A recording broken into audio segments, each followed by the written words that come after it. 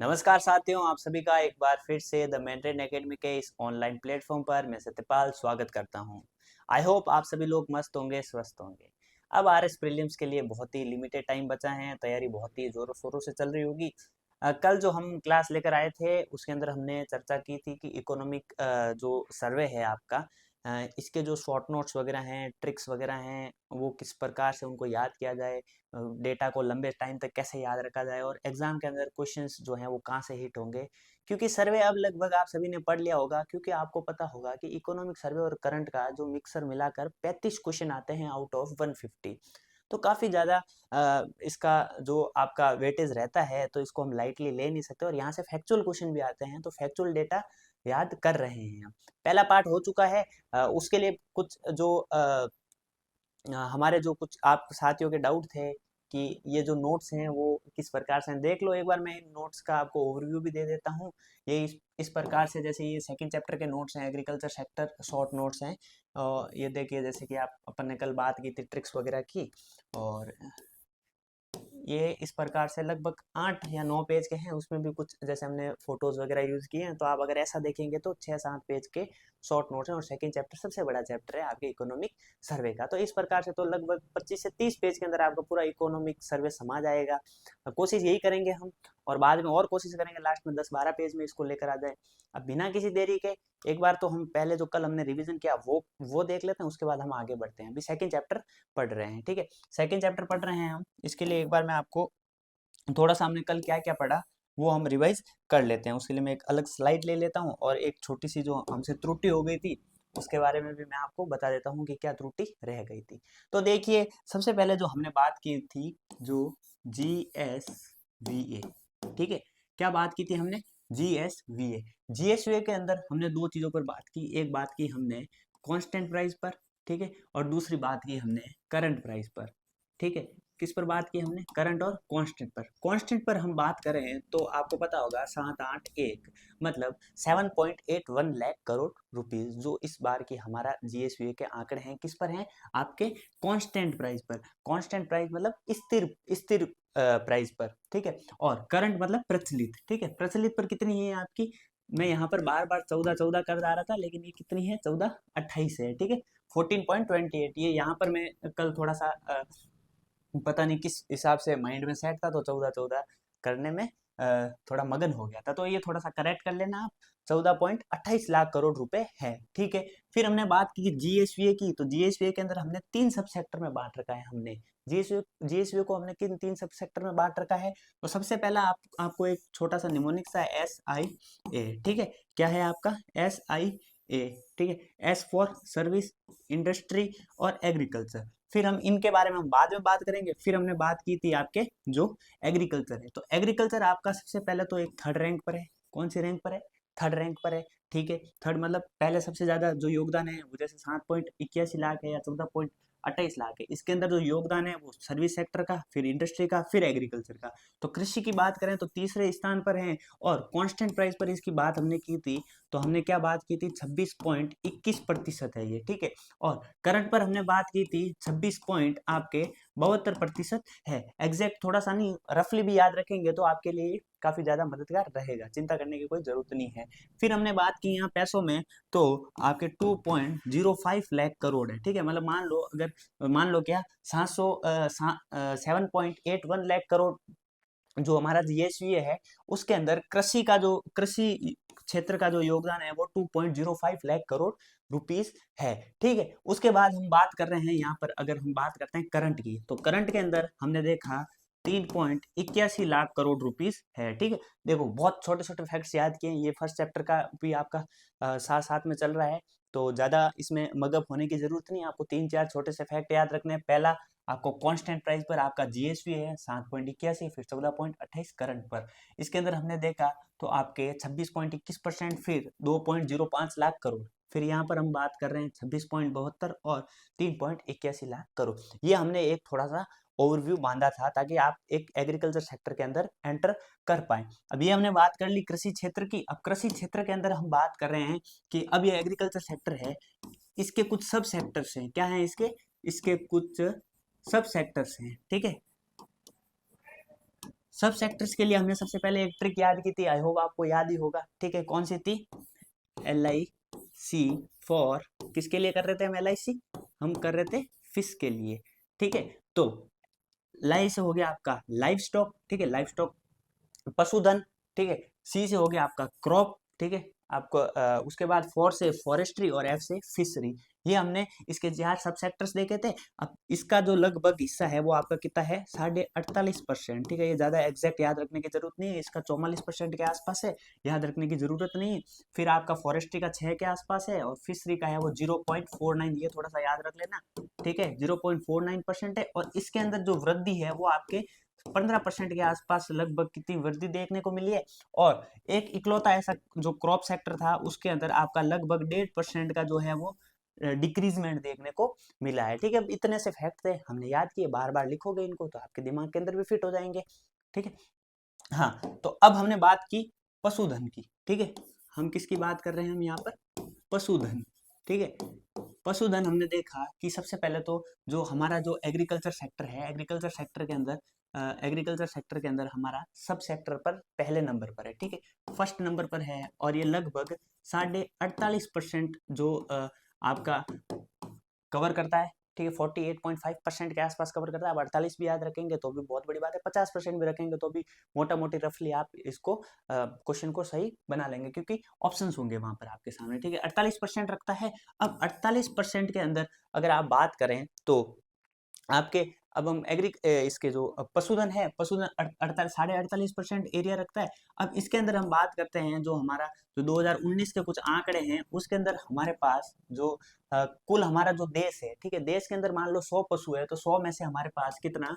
10.60% जो पशुधन है वो हमारे पास है। और अगर नंबर्स में बात करें 2019 के आंकड़ों से तो 568 लाख, ठीक है, 568 लाख पशु हमारे पास हैं, ठीक है। और फिर हमने बात की थी कि कुकुट है, ठीक है, कुकुट हमारे पास कितने थे? 146 लाख, ठीक है, 146 लाख जो कुकुट है वो हमारे पास हैं। और कुकुट का हमने एक प्रशिक्षण केंद्र की बात की थी, वो आपका कहाँ मिलेगा? आपको अजमेर के अंदर मिलने वाला है, ठीक है। इतने से फैक्ट थे, हमने याद कर ही लिए, अब आपको याद हो ही गए होंगे, लिख लेना एक बार।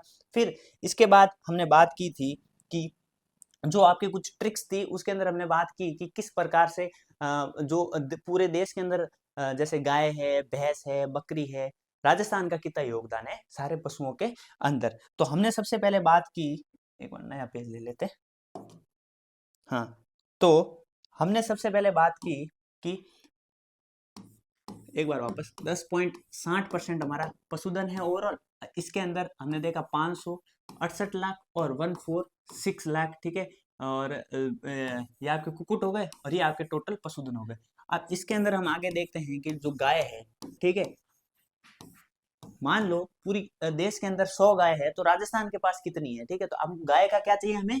7 चाहिए, 7%। और हमने देखा था कि गाय को राष्ट्रीय पशु किस राज्य ने घोषित किया है? तो आपको पता ही है किसने? महाराष्ट्र ने किया है, ठीक है। ये करंट का क्वेश्चन है, साथ साथ में देखते जाए। उसके बाद हम देख रहे हैं यहाँ पर भैंस, ठीक है। तो भैंस के लिए हमने एक ट्रिक देखी थी, भैंस को क्या करें? बाहर रखें, ठीक है, भैंस को क्या रखें? बाहर रखें। तो बाहर से क्या हो गया आपका? 12%, ठीक है। उसके बाद गाय हो गया, भैंस हो गया, और फिर हम देख रहे थे यहाँ पर बकरी। क्या देख रहे थे? बकरी। तो बकरी के लिए हमने देखा कि 7 दूनी 14, एक गाय 2 बकरी के समान है, ठीक है। गांव की थोड़ी सी ये एक ट्रिक है मेरी सस्ती सी, ठीक है। हाँ, उसके बाद हम बात करते हैं भेड़ की, ठीक है। भेड़ की बात करते हैं तो भेड़ के अंदर आपने देखा होगा कि हमें इन दोनों के बीच में रखना है, तो 10% भेड़ है आपकी, ठीक है। कितनी है? 10% आपकी भेड़ है। अब रफली याद रखेंगे तो भी आपके लिए ये काफी ज्यादा काम करने वाला है। फिर हमने 2 चीजें देखी, एक हमने देखा कि ऊंट है, ठीक है, ऊंट आपके कितने हैं? 85% है। और हमने क्या देखा था? ऊंट देख लिया, भेड़ देख लिया, बकरी देख ली, हाँ लगभग शायद सब देख लिया है। फिर हमने देखा था दूध, ठीक है। दूध के अंदर हमने कितने कुछ फैक्ट देखे थे। दूध सबसे पहले तो 14% के आसपास, मैंने कहा था आप बकरी का याद रखना, ठीक है, बकरी से याद रखना, थोड़ा याद रहेगा, ठीक है। और ऊन है, ऊन के अंदर आपने देखा होगा 42%, ठीक है, 42%। और हमने क्या देखा था, हाँ, जो दूध है, दूध के अंदर वर्ल्ड के अंदर पूरे के अंदर कौन है, हम फर्स्ट आ रहे हैं, इंडिया फर्स्ट है। और राजस्थान का अगर इंडिया के अंदर बात करें तो कौन सी रैंक है राजस्थान की, राजस्थान की जो रैंक है दूसरी है, पहले पर कौन है, यूपी है। इतना सा हमने बात की थी, देखो आप 2 स्लाइड के अंदर ये हमारा सारा का सारा समराइज हो गया है, ठीक है। हाँ, तो अब हम बात करते हैं जो हमारे शॉर्ट नोट्स है, एक बार इनमें मैं आपको बता देता हूँ। जैसे ये देखिए, एग्रीकल्चर सेक्टर 2621 2672, ठीक है। और जो 2.5 3.82 लाख, ठीक है। अब ये ग्रोथ ग्रोथ ज्यादा याद मत रखना, हाँ आप एक ये याद रख सकते हैं CAGR, ठीक है, जो लगभग 5 साल का जो ग्रोथ रेट होता है उसको देखकर ये डेटा लिया जाता है। इसके अंदर अगर कांस्टेंट पर बात करें तो 4% का लगभग है, और करंट पर बात करें तो 10% है, ठीक है। ये थोड़ा सा ध्यान रखना, करंट पर 10% है, ये पूछा जा सकता है। फिर देखो, जैसे हमने वो ट्रिक देख ली थी, LIC for fish, live stock, crop, forestry, fishing, ठीक है। फिर हमने ये देखो, यहाँ पर ये टेबल आ गई उप क्षेत्र की, लाइव स्टॉक है, क्रॉप है, फॉरेस्ट्री है, फिशिंग है, 48.5 44 6 0 5 सॉरी 0.49, 15.5 की वृद्धि है। यहाँ पर एक डिक्रीजमेंट है, कितनी, 1.61% का डिक्रीज है, बाकी सब पॉजिटिव में चल रहा है। फिर आ गए हम पशुधन क्षेत्र के अंदर, पशुधन के अंदर ये डेटा ज्यादा याद मत रखना। हमने आंकड़ा देखा 568 लाख। फिर हमने देखा कि 146 कुक्कुट है हमारे अजमेर के अंदर प्रशिक्षण केंद्र हो गया। गायों के अंदर हमने देखा 7.24%, गाय का हमें क्या चाहिए, 7 चाहिए, ठीक है। फिर हमने देखा भैंस है, तो भैंस को कहाँ रखो, बाहर रखो, ठीक है। ये छोटी छोटी ट्रिकें हैं, आपको बहुत मदद करने वाली। बकरी ये हो गया, फिर भेड़ हो गया, फिर ऊंट हो गया। दूध के अंदर हमने बात कर दी 14.5, ऊन के अंदर 42%, ठीक है। और फिर हम ये कुछ उत्पादन उत्पादन लिख रखे हैं। अब ये सब होने के बाद अब हम देखते हैं आज योजना है, ठीक है, पशुपालन विभाग द्वारा उठाए गए प्रमुख कदम, ठीक है। स्कीम्स देखते हैं, स्कीम्स बहुत ज्यादा इंपॉर्टेंट। एक बार सारी पढ़ लेते हैं, उसके बाद मैं बता भी दूंगा कि कौन सी ज्यादा इंपॉर्टेंट रहने वाली है आपके लिए, ठीक है। हाँ, तो सबसे पहली जो स्कीम है वो आपकी है ऊंट प्रजनन प्रोत्साहन। तो ये कौन चला रहा है, सबसे पहले तो पशुपालन विभाग चला रहा है राज्य का, ठीक है। ये ऊंट जो आपका प्रजनन प्रोत्साहन स्कीम है, इसके अंदर क्या हो कि आपको 2 किस्तों के अंदर 10,000 रुपए दिए जाएंगे, ठीक है। और जो अभी इस बार का जो बजट था 2024-25, इसके अंदर क्या किया गया कि 25 करोड़ रुपए की राशि को और बढ़ाकर हमने जो 10,000 की राशि थी वो 20,000, मतलब अब आपको ये ध्यान में रखना है कि जो आपका ऊंट प्रजनन प्रोत्साहन है, ऊंट प्रजनन प्रोत्साहन के अंदर आपको 20,000 रुपए दिए जाएंगे। जो भी ऊँटों को में जनसंख्या बढ़ानी है, ठीक है, क्योंकि आपको पता होगा, हमने देखा था कि 85% जो ऊंट है वो राजस्थान के पास है, ठीक है। अब तो मतलब राजस्थान की अगर पॉपुलेशन कम हो रही है ऊँटों की, तो पूरे देश की पॉपुलेशन कम हो रही है। तो ये काफी ज्यादा अच्छी स्कीम है। इससे जो ऊंट पालक है उनको बहुत प्रोत्साहन मिलता है, और अब कितने 20,000 रुपए दिए जाएंगे, ये जाना ना। फिर एक जो स्कीम है पशुपालन किसान क्रेडिट योजना, इसमें ज्यादा कुछ है नहीं। जो आपके जो डेयरी वगैरह है, जो छोटे जंतुओं को पाला वाला जाता है, उसके अंदर जो पोल्ट्री फार्मिंग वगैरह है, तो वहां पर जो वहां का जो देख रेख करते हैं उनको तनख्वाह देने के लिए एक तरह से अल्पकालीन ऋण प्रदान किए जाएंगे। इतनी कोई खास ये है नहीं। ये बहुत वेरी वेरी इंपॉर्टेंट है, ऊंट ऊंट ऊंट प्रजनन प्रोत्साहन स्कीम, ये इंपॉर्टेंट है। 20,000 याद रखना, अभी 2024-25 के बजट के अंदर ही बढ़ाई गई है राशि, पहले 10,000 थी, अब 20,000 की गई है। तो ये क्वेश्चन आपका आ सकता है। फिर हम बात करते हैं NLM, ठीक है। NLM आपका है जो राष्ट्रीय पशुधन मिशन योजना। इसके अंदर क्या है कि भेड़ और बकरी का जो नस्ल है, ठीक है, उनको सुधारने के लिए इसके अंदर जो पैसा दिया जाता है, और जो आपका जो शिविर लगाए जाते हैं कुछ, ठीक है। और केंद्र और राज्य की है वो 60-40 का रेशियो है, ठीक है। 60% जो पैसा है वो केंद्र देगा, और 40% राज्य देंगे। और ये 9 जिलों में चल रही है। इसमें मेरे को जो लगता है, आपको सीधा पूछा जा सकता है कि NLM मतलब राष्ट्रीय पशुधन मिशन योजना, ये किसके नस्ल सुधार के लिए चलाई जा रही है, तो वो आपकी भेड़ और बकरी है, ठीक है। फिर आपका जो ये पशु मित्र योजना है, इसके अंदर क्या है कि बेरोजगारों को थोड़ा रोजगार वगैरह दिया जाने के हिसाब से भी, और थोड़ा बहुत जो ये टैगिंग होता है, टीकाकरण होता है, ठीक है। और जो आपकी कृत्रिम गर्भाधान होते हैं, और ऐसी कुछ जो भी एक्टिविटीज होती है पशुओं से रिलेटेड, उनके लिए 5,000 बेरोजगारों को प्रशिक्षित करके एक जो है मानदेय पैसा, कुछ थोड़ा बहुत जो पैसा है वो दिया जाएगा। फिर ये आपकी कामधेनु बीमा योजना, ठीक है। आपको पता होगा एक जो लंपी आई थी, तो लंपी के टाइम से ये बहुत स्कीम बहुत ज्यादा चर्चाओं में रही थी। 40,000 रुपए का बीमा किया जाएगा, ठीक है, हर पशु पर, प्रति पशु, और एक परिवार में मैक्सिमम कितने दो पशुओं के लिए बीमा हो सकता है। अब थोड़ा सा ये ट्रिकी क्वेश्चन हो सकता है कि कौन से पशु है इसके अंदर, तो इसमें दुधारू पशु लिखा हुआ है, तो खाली गाय नहीं है, गाय और भैंस दोनों है, ठीक है। तो गाय और भैंस, ठीक है, गाय और भैंस के लिए एक तरह से ये आपके 40,000 रुपए दिए जाएंगे प्रति पशु, और एक परिवार को मैक्सिमम दो के लिए मिल सकता है, तो आप मान लो 80,000 का बीमा हो जाएगा एक परिवार के, अगर उसके पास दो गाय है या एक गाय एक भैंस है या दो भैंस है, ठीक है। अब देखो इसके अंदर हमने जो ये लगभग 5 पढ़ी, 5 में से मेरे को 3 ही इंपॉर्टेंट लगती है, आप भी इनको स्टार मार्क कर लेना। एक ऊंट प्रजनन के अंदर हमने देखा पहले 10,000 थे, 24-25 के बजट में 20,000 कर दिए गए, 2 किस्तों के अंदर मिलते हैं, बात खत्म, ठीक है। फिर आ जाओ आप एनएलएम। एनएलएम में एक ही चीज याद रखनी है, ठीक है, कौन कौन से, भेड़ और बकरी के, किसके लिए, नस्ल सुधार के लिए, ठीक है, ठीक है, उसकी नस्ल को जो ब्रीड होती है उसका अपलिफ्टमेंट एक तरह से, ठीक है। उसके बाद हम बात करें 9 जिलों में चल रही है और 60-40 का रेशियो चल रहा है, हो गया। उसके बाद आ जाओ आप कामधेनु बीमा योजना। कामधेनु बीमा योजना में कुछ नहीं है, आपको याद रखना है कि 40,000 रुपए प्रति पशु, ठीक है, एक परिवार में दो मैक्सिमम पशु, भी कौन से, दुधारू कौन से, दो हो गए, भैंस हो गए और आपके गाय हो गई, ठीक है। बस ये 3 स्कीम है, ये याद रखना है। हम्म अब जो राजस्थान की जो पशु संपदा है उससे संबंधित कुछ जो स्कीम्स हैं वो है, सबसे पहले एक स्कीम है 2010 की चली आ रही है, एक बार ध्यान रखना, फुट एंड माउथ डिजीज, ठीक है, जो भारत सरकार की योजना है और 60-40 का इसका भी रेशियो है। और उसके बाद एक है कि मुख्यमंत्री पशुधन निःशुल्क दवा योजना। आपको पता होगा हमारे लिए भी एक निःशुल्क दवा योजना चल रही थी, ठीक है, वो चिरंजीवी और अब वो उनके अंदर सब मर्ज हो गई है, तो ये इनके लिए भी एक स्कीम चल रही थी। फिर एक और ये स्कीम है कि आपकी भामाशाह पशु बीमा योजना, ये 2016 के अंदर स्टार्ट की गई थी, और इसके अंदर क्या है कि जो आपका प्रीमियम है उस पर एसटी एससी और जो बीपीएल परिवार है उसके लिए तो सरकार 70% देगी, और सामान्य श्रेणी के लोग हैं उनको उनको कितना देंगे, आपके 30%। जो भी भामाशाह धारक जो भी है उनके लिए एक तरह से स्कीम है, उनके पशुओं के जो बीमा के लिए ये स्कीम है, ठीक है, ये हो गया। उसके बाद एक जो है ऊष्ट विकास योजना, ये 1 अक्टूबर 2016 से स्टार्ट की गई, और ऊँटों का संरक्षण, ऊँटों की संख्या में वृद्धि, ऊँट पालकों को प्रोत्साहन देने के लिए ये योजना स्टार्ट की गई। गौशाला बायोगैस सहभागिता योजना 1 अप्रैल 2018 से है। गौशाला को आत्मनिर्भर बनाना है, इसके लिए जो भी लागत होगी गौशाला बनाने के लिए उसका 50% या अधिकतम कितने 40 लाख रुपए तक का जो योगदान है वो दिया जाएगा सरकार के द्वारा। देव नारायण आवासीय योजना, ठीक है, ये आपकी 2020 के अंदर स्टार्ट की गई थी, और एक ही स्थान पर दूध संकलन, विपणन, संस्करण की सुविधा प्रदान की जाएगी। ऐसा करने वाला जो राजस्थान है वो पहला राज्य बना है देश का, ठीक है, ये थोड़ा सा फैक्ट ऐड कर देना।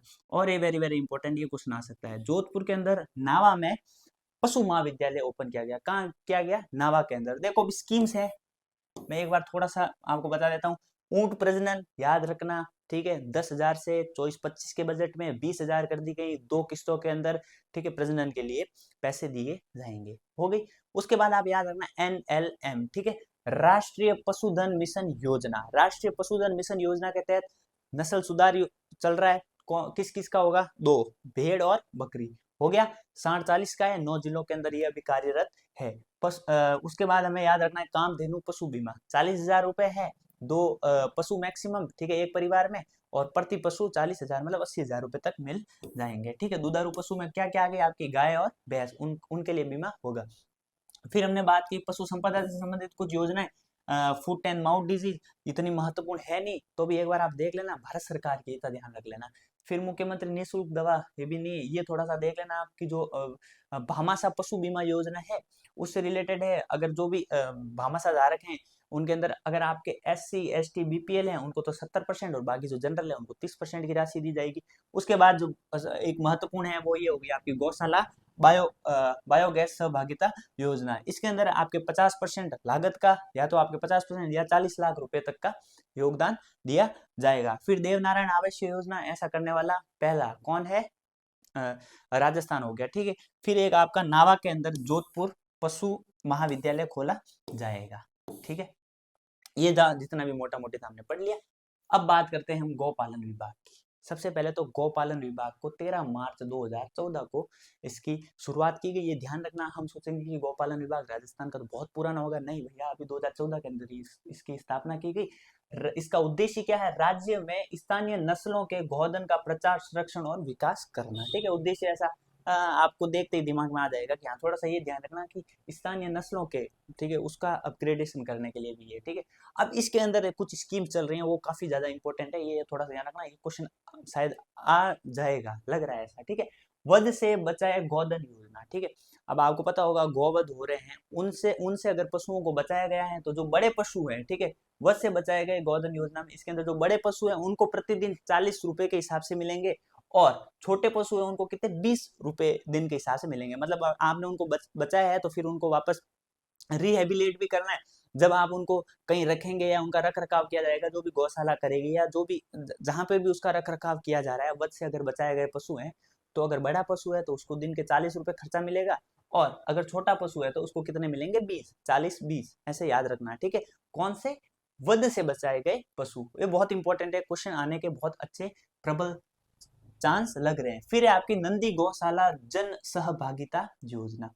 जो खाना बदोशी और जो आवारा कुछ नर पशु, देखो नंदी मतलब ही नर हो गया, ठीक है। तो जो नर पशु हैं उनके लिए 17 नंदीशालाएं खोली गई। गायों के लिए तो गौशालाएं तो बहुत सी खुल रही है। तो आपको पता होगा कि बहुत ज्यादा रोड एक्सीडेंट्स वगैरह होते हैं, और जो आपके जो नंदी हैं, ठीक है, वो रोडों पर अगर आवारा वगैरह घूम रहे हैं, तो उनके लिए हमने क्या किया है कि 17 नंदीशालाएं खुली। सीधा क्वेश्चन आ सकता है कितनी नंदीशालाएं खुली गई, तो 17, ठीक है। ये देख लेना, चांस तो कम ही लग रहे हैं, क्योंकि इतनी इंपॉर्टेंट चीजें होती है तो छोटी चीजों पर थोड़ा सा कम ध्यान दिया जाता है। गौशाला पशु आश्रय स्थल जन सहभागिता योजना, विभिन्न संस्थानों के लिए 38 प्रशासनिक स्वीकृतियां और 34 संस्थानों में कार्य शुरू है। ये भी कोई इंपॉर्टेंट है नहीं, ठीक है। देखो अब वापस देख लेते हैं एक बार। गौ पालन के लिए हमने एक चीज पढ़ी 13 मार्च 2014 को इसकी स्थापना की। सीधा पहला क्वेश्चन यहीं से उठ सकता है। दूसरा क्वेश्चन जो है वेरी वेरी इंपॉर्टेंट, वध से बचाए पशुओं को, बड़ों के लिए 40 है, छोटों के लिए आपकी कितनी है 20 रुपए। फिर आप नंदी गौशाला कितनी खोली जाएगी 17 खोली जाएगी। बस ये 3 फैक्ट आप याद रखना, शॉर्ट नोट ऐसे ही बनते हैं, ठीक है। अब आ जाओ आप डेयरी विभाग, ठीक है। अब डेयरी विभाग है, डेयरी विभाग के अंदर सबसे पहले आप जो हमने देखा था दूध का कि 14% कर रहे हैं, हमने ये भी देखा कि राजस्थान सेकंड नंबर पे है और वर्ल्ड के अंदर इंडिया फर्स्ट नंबर पे है। ये चीज हम देख चुके हैं। उसके बाद अगर हम इसका स्ट्रक्चर देखें, हम हमारा जो राजस्थान का जो डेयरी विभाग है, इसका अगर स्ट्रक्चर देखें तो वो किस प्रकार से, सबसे ऊपर जो है हमारी राज्य सहकारी डेयरी डेयरी फेडरेशन, जो कि कहाँ पर है जयपुर के अंदर है, ठीक है, ये एक है। उसके बाद इसके अंतर्गत हमने चॉइस जो है वो जिला दूध उत्पादन सहकारी संघ खोल रखे हैं, ठीक है। सबसे ऊपर हो गई आपकी राज्य सहकारी डेयरी फेडरेशन जयपुर, उसके नीचे हमने खोल दी चॉइस खोली है, ठीक है। अंतर्गत क्या क्या खोली, कहाँ कहाँ खोली है वो इतना ज्यादा अपने इंपॉर्टेंट है नहीं, बट चॉइस जिला दूध उत्पादन सहकारी संघ खोले। फिर 18,781 हमने दूध सहकारी समितियां खोली है, ठीक है। ये आप थोड़े से ये फैक्ट 2-3 है, ये याद रखना, ऐसा क्वेश्चन आने के थोड़े से चांस बनते हैं। उसके बाद हम देखें इसके अंदर कुछ स्कीम चल रही हैं, क्या क्या चल रही है। देखो सबसे पहले तो आपका है राजस्थान सरस सुरक्षा कवच बीमा योजना। इसका 8वां चरण चल रहा है, और ये 1 फरवरी 2024 से लागू की गई थी। ये इसके लिए फैक्ट क्या है मैं बता देता हूँ। देखो दुर्घटना मृत्यु पूर्ण स्थायी विकलांगता, ठीक है, अगर पूर्णतः विकलांग हो जाता है इंसान या फिर उसकी मृत्यु हो जाती है, ठीक है, दूध दूध देने वाले की, तो उसको कितने 5 लाख रुपए मिलेंगे, ठीक है। और अगर वो आंशिक विकलांग हो जाता है तो इसका बराबर आधा कर दीजिए, 2.5 लाख रुपए मिलेंगे। ये 2 फैक्ट है, याद रखना है आपको कि भाई पहला पहला फैक्ट आपको याद रखना है कि राजस्थान सुरक्षा राजस्थान सरस सुरक्षा कवच बीमा योजना का कौन सा चरण चल रहा है, तो भी 8वां चरण चल रहा है। और इसके अंतर्गत आपको 5 लाख रुपए तो कहाँ मिलेंगे अगर वो पूरा उसकी मृत्यु हो जाती है या विकलांग हो जाता है, और 2.5 लाख रुपए अगर वो आंशिक विकलांग हो जाता है, ठीक है। ये एक फैक्ट याद रखना। उसके बाद जो सरस सामूहिक आरोग्य बीमा है, इसका 16वां चरण चल रहा है, 8 दूनी 16, ये थोड़ा सा ध्यान रखना, बाकी ज्यादा डेट वेट याद रखने की जरूरत नहीं है। और ये देख लेना चारा चारा बीज वितरण, जो चारे के लिए जो बीज वगैरह होते हैं, चारे के लिए जो बीज वगैरह होते हैं उनका जो वितरण किया जा रहा है। और उसके बाद एक सेकेंड,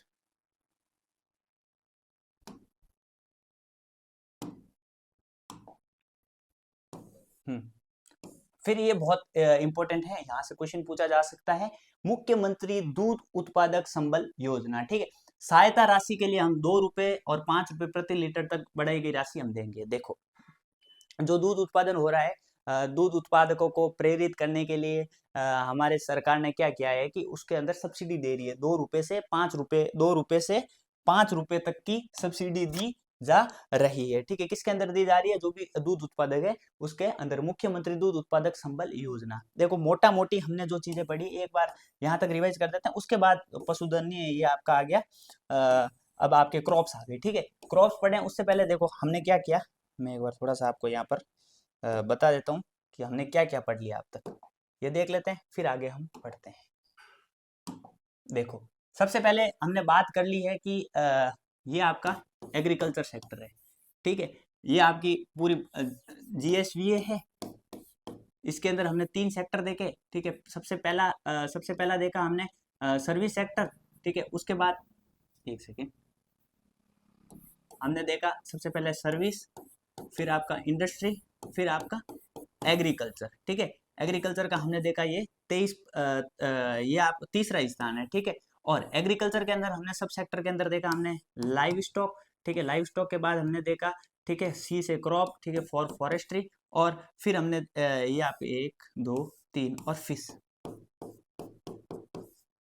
ठीक है, फिर हमने लाइव स्टॉक को खोला। ठीक है, लाइव स्टॉक के अंदर हमने देखा कि किस प्रकार से क्या क्या है, पशुओं की स्थिति क्या है, राज्य के अंदर हम कितना क्या इंपॉर्टेंस रखते हैं, वो चीजें देखी। फिर हमने देखी कुछ योजनाएं देखी, योजनाओं में भी हमने मुख्यतः 3-4 प्रकार की योजनाएं देख ली।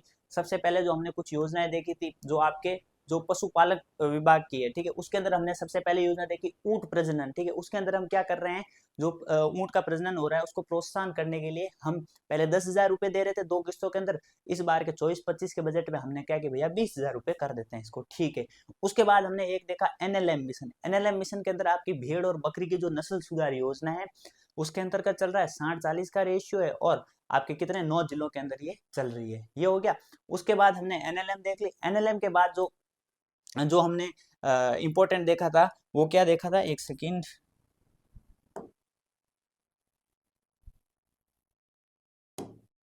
पूरा रिवीजन कर ही लेते हैं एक बार। ठीक है, NLM के बाद हमने देखा कि हाँ कामधेनु योजना बीमा योजना देख ली, जिसके अंदर हम 40,000 रुपए दे रहे हैं। ठीक है, और कितने अधिकतम एक परिवार के अंदर 2 पशुओं को, दुधारू पशु है कौन सी होगी आपकी, गाय हो गई, भैंस हो गई। ठीक है, ये इंपॉर्टेंट थे। उसके बाद आपके हमने देखी कि राजस्थान की पशु संपदा से संबंधित महत्वपूर्ण योजना, इसके अंदर सबसे पहली महत्वपूर्ण योजना थी आपकी जो देखो इंपॉर्टेंट है वही रिवीजन करते हैं। सबसे पहले भामाशाह पशु बीमा योजना। इसके अंदर जो भामाशाह धारक है उसके अंदर अगर BPL है, SC है, ST है तो उनको तो 70% का योगदान है, और बाकी के जो बचे हुए जो सामान्य लोग हैं उनको 30% का हम अनुदान देंगे। उसके बाद हमने देखा गौशाला बायोगैस। गौशाला बायोगैस के अंदर अधिकतम 40 लाख रुपए या 50%, ठीक है, 40 लाख या 50% गौशालाओं को आत्मनिर्भर बनाने के लिए 1 अप्रैल 2018 के अंदर इसका आरंभ किया गया। फिर देवनारायण आवास योजना, राजस्थान पहला है। फिर हमने देख लिया कि जोधपुर नावा के अंदर हमने पशु महाविद्यालय बनाया है। ये हो गए सारे आपके फैक्ट। उसके बाद आ जाते हैं गोपालन विभाग। गोपालन विभाग 13 मार्च 2014। गोपालन विभाग कब है? 13 मार्च 2014। थोड़ा सा ध्यान रखना कि आपको पता होगा कि नरेंद्र मोदी जी की सरकार 2014 में आई थी, तो इस प्रकार से आप स्टिक कर सकते हैं, उस टाइम गोपालन विभाग बनाया गया था। ठीक है, ऐसे आप याद रख सकते हैं। फिर वध से बचाए गए बड़े पशु हैं उनको प्रतिदिन, ये महीने का नहीं है, एक दिन के 40 रुपए है। ठीक है, और जो छोटे हैं उनको 20 रुपए। फिर हमने 17 नंदीशालाएं खोली। ठीक है, ये भी हो गया। उसके बाद हमने डेयरी विभाग देखा। डेयरी के अंदर हम 14% के आसपास दूध उत्पादन करते हैं। अब दूध उत्पादन इतना बड़े मास लेवल पर हो रहा है तो इसके लिए भी कुछ स्कीम्स होगी। उन स्कीम्स के लिए सबसे पहले हम हमारा स्ट्रक्चर देख लेते हैं। स्ट्रक्चर के अंदर हमने देखा कि हमारी जो सहकारी डेयरी फेडरेशन है वो कहाँ पर है आपकी, जयपुर के अंदर है। ठीक है, उसके बाद हमने देखा कि हमारे पास चॉइस जो है उसके अंदर पहले 1, फिर चॉइस, फिर 18,781 जो है वो क्या है आपकी सहकारी समितियां और ये दूध उत्पादक सहकारी संघ। देखो सबसे पहले फेडरेशन, फिर संघ, फिर समिति, फेडरेशन, संघ, समिति। फेडरेशन जयपुर में, चॉइस संघ है। उसके बाद 18,781 एग्जैक्ट नंबर याद रखना है, बाकी मैं नंबर याद नहीं करवा रहा। इसका क्वेश्चन आ सकता है, आपको सीधा पूछा जा सकता है कि राजस्थान के अंदर कुल कितनी दूध सहकारी समितियां हैं, तब आपको आपके ऑप्शंस हो सकते हैं, तब आपको ये ध्यान रखना 18,781। ठीक है, ये ध्यान रखना। उसके बाद हम एक दूध उत्पादन संबल योजना चला रहे हैं जिसके अंदर हम 2 रुपए से लेकर 5 रुपए तक की हम क्या कर रहे हैं, उसके अंदर सब्सिडी या जो अनुदान है वो दे रहे हैं। आई होप आपको ये सारी चीजें एकदम कंठस्थ हो चुकी होगी। अब हम बात करेंगे, ये पशुधन नहीं है, ये यहाँ पर आपका जो अब जो आ जाएगा वो क्रॉप से रिलेटेड आ जाएगा। तो इसके लिए हम एक सेपरेट वीडियो ही बना देंगे। आज के लिए इतना ही। आपको वीडियो कैसा लग रहा है थोड़ा कमेंट करके बताएं, ताकि हमारा भी हौसला बढ़ता है। और अगर कोई कमी भी लग रही है तो आप बिल्कुल आप बता सकते हैं कि इसके अंदर क्या कमी है, ताकि हम उसमें सुधार करने की कोशिश करेंगे। अ, ऐसे ही जो आपको मैं पहले ही बता चुका हूँ कि टेस्ट सीरीज वगैरह कहाँ मिलेगी, और इसके जो शॉर्ट नोट्स हैं उसके लिए आपको मैं बता चुका हूँ, डिस्क्रिप्शन के अंदर लिंक है, आप एप्लीकेशन पर जाएं और वहाँ से आप हमारे शॉर्ट नोट्स भी डाउनलोड कर सकते हैं। यही शॉर्ट नोट्स हैं, चैप्टर वाइज डाल रखे हैं पूरे, ठीक है। अभी 4 चैप्टर तक आ चुके हैं शायद, ठीक है। 5 और 6ठा चैप्टर भी बहुत ही जल्द आने वाला है। Thank you so much for listening, बहुत बहुत धन्यवाद।